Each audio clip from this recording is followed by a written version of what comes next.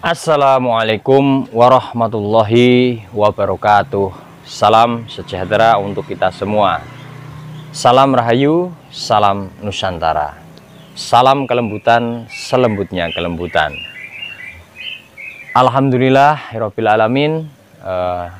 Di pagi hari ini kita bertemu lagi bersama kami Cabejo YouTube channel, saluran yang akan membahas tentang budaya, adat istiadat, dan tentunya adalah sejarah Nusantara. Pada hari ini kita dipertemukan di pagi yang cerah.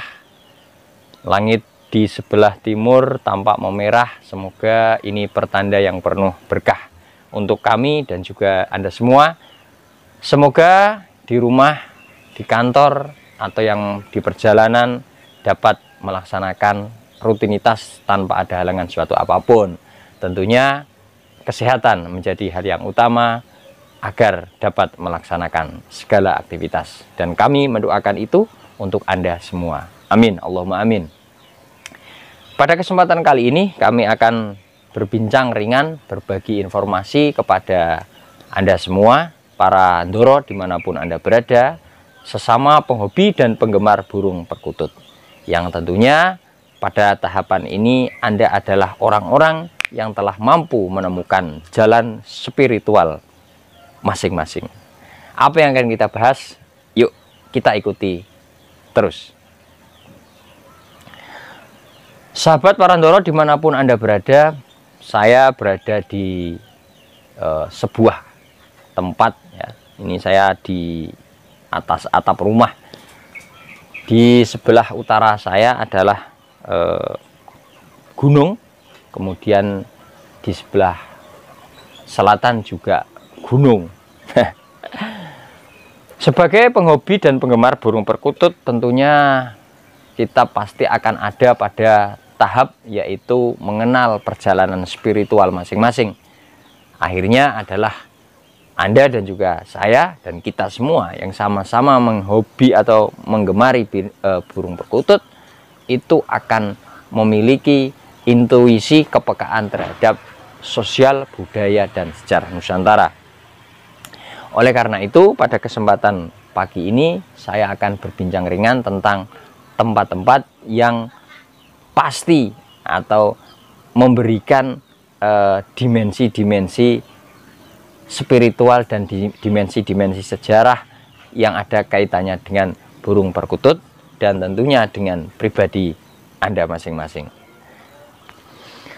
Kita bersyukur ya, kita bersyukur berada di tempat, dan Anda pun wajib bersyukur, apalagi yang berada di tempat-tempat atau di kota atau ya dimanapun yang di sekeliling Anda itu terdapat tiga komponen kosmopolit yang sering dibahas dalam pembahasan budaya Jawa, yaitu adanya keterkaitan 3 titik di dalam penentuan sebuah tempat atau sebuah kota yang didesain oleh para leluhur, yang didesain oleh para pendahulu-pendahulu yang mendirikan kota tersebut.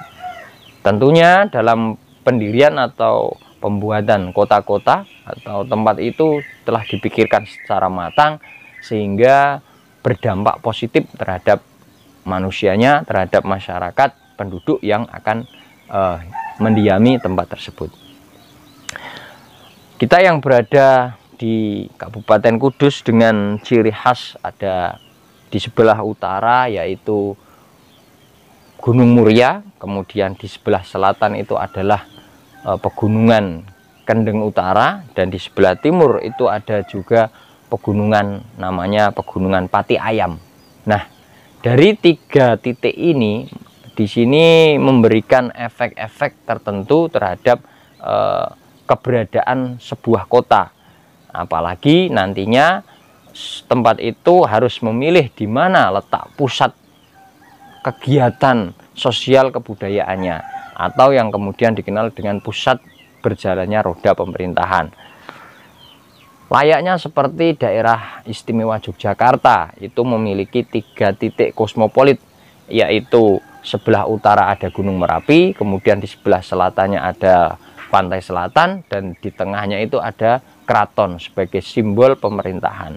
Nah, sedangkan di Kabupaten Kudus itu dikelilingi oleh 3 pegunungan, yaitu Pegunungan Muria di sebelah utara, kemudian di sebelah timur ada Pegunungan Pegunungan Pati Ayam, dan di sebelah selatan ada Pegunungan Kendeng Utara. Nah, di tengah-tengahnya kemudian dipilihlah sebuah tempat untuk dijadikan pusat pemerintahan, yaitu yang saat ini berada di titik kota tengah, yaitu ada alun-alun dan juga ada pendopo kabupaten, dengan sistem pemerintahan atau sistem kelola tata ruang yang hampir mirip dengan daerah-daerah lain yang tentunya peninggalan-peninggalan dari masa lampau, dari leluhur, kemudian dilanjutkan pada masa kerajaan, hingga masa merdeka, dan hingga pemerintahan modern sampai sekarang. Itu tidak meninggalkan apa yang namanya warisan-warisan kebudayaan dari masa lampau. Nah, di sini ketika kita berbicara tentang hobi kita sebagai penggemar burung perkutut, tentunya nanti akan mengarah pada dimensi-dimensi kebudayaan. Kita juga tidak boleh menutup mata, atau kita harus peka, setidaknya kita tahu dan belajar tentang alasan-alasan apa yang digunakan oleh para leluhur ketika memilih pendirian sebuah tempat atau mendirikan sebuah kerajaan, dan kalau sampai sekarang yaitu mendirikan pusat pemerintahan. Nah, 3 titik seperti tadi yang saya sebutkan itu memberikan dampak positif. Misalnya saja, kalau di sini di sebelah utara ada Gunung Muria yang memberikan suplai oksigen sebagai sumber mata air, sumber plasma nutfah hayati, dan juga di sana tempat untuk melakukan peribadatan. Di sana juga ada makam seorang wali besar yang penyebar agama Islam di tanah Jawa, yaitu Sunan Muria. Maka tempat ini, Gunung Muria ini, dianggap sebagai simbol spiritual bagi kalangan masyarakat di Kabupaten Kudus, karena di sana juga kita bisa mencari tempat untuk mengolah batin, atau tempat mencari ketentraman, mencari kesunyian guna bermeditasi atau bertafakur alam, menyatu dengan alam. Itu telah disediakan tempatnya, yaitu dengan simbol pegunungan di daerah Muria. Nah, kemudian di sebelah timur tentunya terdapat Pegunungan Pati Ayam. Nah, di sana terdapat museum yang menyimpan peninggalan purbakala di masa lampau, bahkan masa sebelum adanya kebudayaan manusia modern. Atau di sana disimpan berbagai peninggalan seperti tumbuhan purba, fosil-fosil binatang purba, bahkan seperti gajah raksasa Jawa itu ada di daerah Pegunungan Pati Ayam. Nah, sedangkan di sebelah selatan itu ada Pegunungan Kendeng Utara sebagai simbol kebudayaan yang kemudian berakulturasi menuju ke peralihan kekuasaan menuju ke daerah Mataram. Nah, 3 tempat inilah yang menjadi kemudian pegunungan-pegunungan sakral atau pegunungan-pegunungan yang memberikan manfaat bagi perkembangan sosial kebudayaan di masyarakat Kabupaten Kudus. Dan tentunya di samping 3 pegunungan tersebut, di sini juga terdapat makam wali Allah penyebar agama Islam, yaitu Syekh Ja'far Shodiq, atau kemudian yang terkenal dengan Sunan Kudus. Nah, di makam Sunan Kudus ini juga kaya akan akulturasi kebudayaan, simbol dari perdamaian, simbol dari toleransi umat beragama yang berada di Kabupaten Kudus, dan itu diwariskan dari generasi dahulu kemudian turun-temurun sampai generasi sekarang. Keberadaan tempat-tempat seperti itu tentu sangat bermanfaat bagi kelangsungan kerukunan hidup umat manusia yang ada di tempat tersebut, yaitu yang berada di Kabupaten Kudus. Sehingga kita sebagai penggemar burung perkutut tidak hanya menggemari perkututnya saja, namun juga akan melakukan sebuah perjalanan spiritual, yaitu memahami kebudayaan, memahami identitas bangsa, sejarah, dan juga adat istiadat.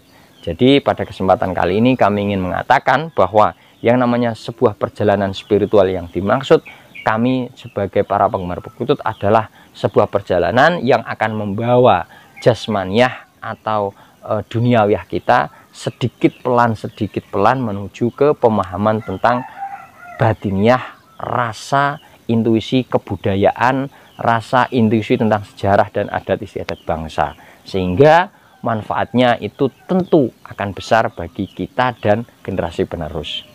Melalui burung perkutut kita melestarikan kebudayaan, melalui burung perkutut kita mampu melakukan perjalanan spiritual, yaitu melestarikan kebudayaan bangsa. Bukan semata kebudayaan perkututnya, namun lebih besar dari itu, yaitu kebudayaan secara besar. Dengan demikian, kami mengharapkan agar apa yang telah kita lakukan sejauh ini mampu menjadi salah satu peran penting, yaitu dalam upaya melestarikan kebudayaan. Tidak punah, tetap terjaga. Salam pagi, salam semangat. Cah Bejo undur diri. Terima kasih. Semoga apa yang kami sampaikan dapat bermanfaat. Mohon maaf apabila dalam penyampaian kami ada hal-hal yang kurang tepat atau kurang berkenan. Kami mohon maaf sebesar-besarnya. Assalamualaikum warahmatullahi wabarakatuh. Salam Rahayu Sagung Dumadi.